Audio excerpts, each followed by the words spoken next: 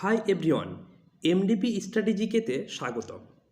আজকে SSC GD দ্বিতীয় দিন ছিল, 21/2/2024।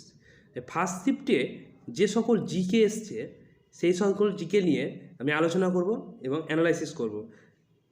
এটি দেখতে পাচ্ছেন, এটি হচ্ছে এক্সাম সেন্টারে ছাত্রছাত্রীরা সকলে এক্সাম দেওয়ার জন্য প্রবেশ করেছে। আজকের যে জিকেগুলো এসছে সেগুলো কি কালকের থেকে কঠিন না সহজ এসছে, সেই সব বিষয় নিয়েও আমি আলোচনা করার চেষ্টা করব।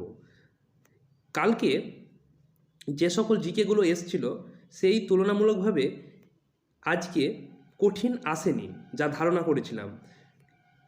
একই টাইপেরই প্রশ্ন এসছে, চেষ্টা করব আজকের ফার্স্ট শিফটে পুরো জিকেগুলো নিয়ে অ্যানালাইসিস করার।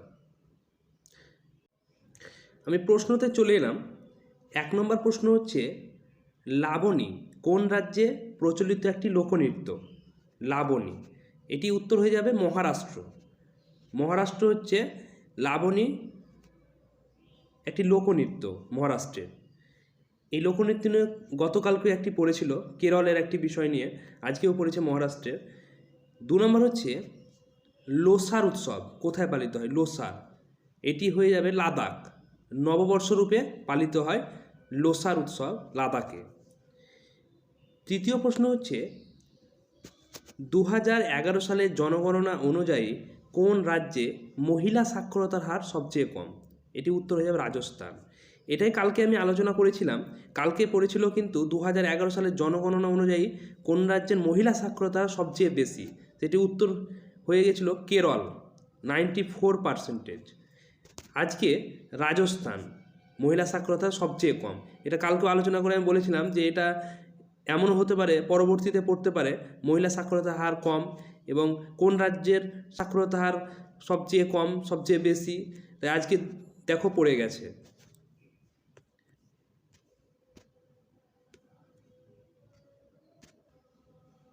নেক্সট প্রশ্ন হচ্ছে,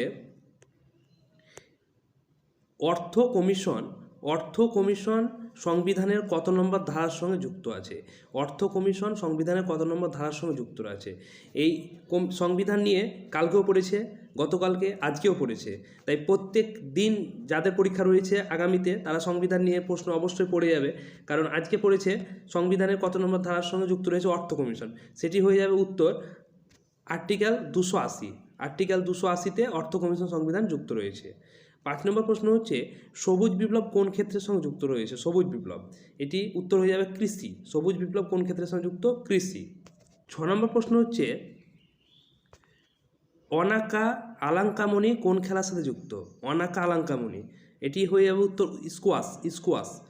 এটি একটি আনকমন প্রশ্ন, তাই খেলা নিয়েও গতকালকে অনেক প্রশ্ন এসেছিল, আজকেও মোটামুটি এসছে। অনাকা আলাঙ্কামণি কোন খেলার সাথে যুক্ত? এটি উত্তর হয়ে যাবে স্কোয়াশ। নেক্সট প্রশ্ন হচ্ছে 7 নম্বর, নৃত্যের ক্ষেত্রে সবচেয়ে বড় পুরস্কার সঙ্গীত নাটক একাডেমি পুরস্কার। নৃত্যের ক্ষেত্রে সবচেয়ে বড় পুরস্কার হচ্ছে সঙ্গীত নাটক একাডেমি পুরস্কার। এই যেমন এটি নৃত্যের ক্ষেত্রে পড়েছে এবং আরও বিভিন্ন ধরনের পড়তে পারে, তা আগামীতে এই পুরস্কারগুলো দেখে যাবে সবচেয়ে বড় পুরস্কার বিভিন্ন ক্ষেত্রে। যেমন 8 নম্বর হচ্ছে, মহারাষ্ট্র সরকার দ্বারা উদ্যোগ রত্ন পুরস্কার 2023 কাকে সম্মানিত করা হয়েছিল? রতন টাটাকে সম্মানিত করা হয়েছিল। মহারাষ্ট্র সরকার দ্বারা উদ্যোগ রত্ন পুরস্কার 2023 সম্মানিত করা হয়েছিল রতন টাটাকে। 9 নম্বর প্রশ্ন হচ্ছে, ভারতীয় সংবিধান আর্টিকেল 20 কিসের সঙ্গে সম্পর্কিত? এটি উত্তর হয়ে যাবে অপরাধের দোষী সাব্যস্ত হওয়া এবং শাস্তি সম্পর্কিত সুরক্ষা। ভারতের সংবিধান আর্টিকেল 20-তে এটি রয়েছে। 10 নম্বর প্রশ্ন হচ্ছে, দিলীপ ট্রফি কোন খেলার সঙ্গে যুক্ত? ক্রিকেট। দিলীপ ট্রফি কোন খেলার সঙ্গে সম্পর্কিত? ক্রিকেট। এই ট্রফি নিয়ে গতকালকে অনেক প্রশ্ন এসেছিলো, আজকেও এসছে। নেক্সট প্রশ্ন হচ্ছে, ভারতের জাতীয় কংগ্রেসের প্রথম ভারতীয় মহিলা সভাপতি কে ছিলেন? ভারতীয় জাতীয় কংগ্রেসের প্রথম ভারতীয় মহিলা সভাপতি ছিলেন সরোজিনী নাইডু। সরোজিনী নাইডু ছিলেন ভারতের জাতীয় কংগ্রেসের প্রথম ভারতীয় মহিলা সভাপতি। পরের প্রশ্ন হচ্ছে 12 নম্বর, এটি হর্ষবর্ধন সম্পর্কিত একটি প্রশ্ন এসেছিল, যাই হোক এটি আমি সঠিক পাইনি যেখান থেকে আমি কালেক্ট করেছি, কিন্তু হর্ষবর্ধন থেকে একটি প্রশ্ন এসেছিল, এইখান থেকেও তোমরা দেখে যাওয়ার চেষ্টা করবে। 13 নম্বর প্রশ্ন হচ্ছে, নিচের কোন দেশ প্রথমে ভারতের সঙ্গে যুক্ত ছিল? এটি অনেক অপশান ছিল, তার মধ্যে যদি পাকিস্তান এবং বাংলাদেশ যে কোনো একটি থাকবে সেটাই অ্যান্সার হয়ে যাবে কোন ভারতের সঙ্গে যুক্ত ছিল। 14 নম্বর প্রশ্ন হচ্ছে বিসমিল্লাহ খান কোন বাদ্যযন্ত্রের সঙ্গে যুক্ত ছিলেন? বিসমিল্লাহ খান এটি সানাই বাদকের সঙ্গে যুক্ত ছিল বিসমিল্লাহ খান। এটি বাদ্যযন্ত্রের সঙ্গে রয়েছে এবং আরও বিভিন্ন ধরনের আসতে পারে, তোমরা এটা দেখে যাবে।